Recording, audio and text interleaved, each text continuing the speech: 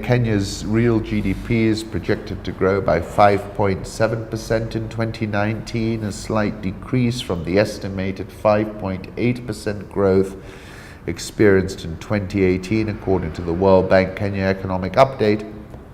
This continues to provide a comfortable buffer against external short-term shocks.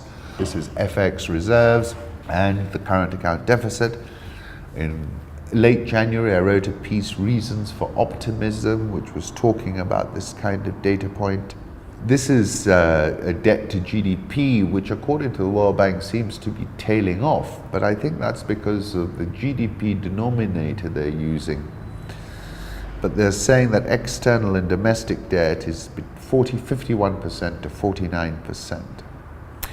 Notwithstanding underperformance in revenues, the fiscal deficit narrowed to 6.8% in full year 2017-2018 from 8.8% of GDP in full year 2016-2017 due to a significant contraction in development expenditures and a marginal decrease in recurrent expenditures.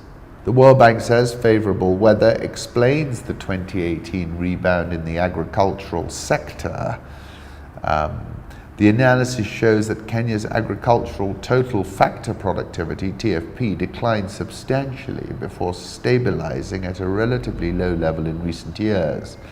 I'll have to look into that, but you remember the point I've made previously that if you want to be a sub-Saharan African economist, you've also got to be an accomplished meteorologist, because rains have an outsized effect on GDP. And last year we had good rains, agriculture popped, that's why the economy did well. Food prices remained well behaved, but we're seeing a surge ahead of the rains, which seem to have been delayed.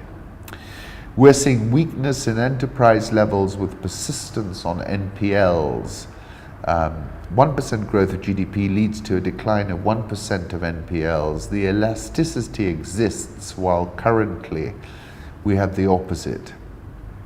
There is a higher failure risk of firms, could increase the cost of capital risk premia, and the government's cost of future orders would rise as suppliers build in the anticipated financing costs.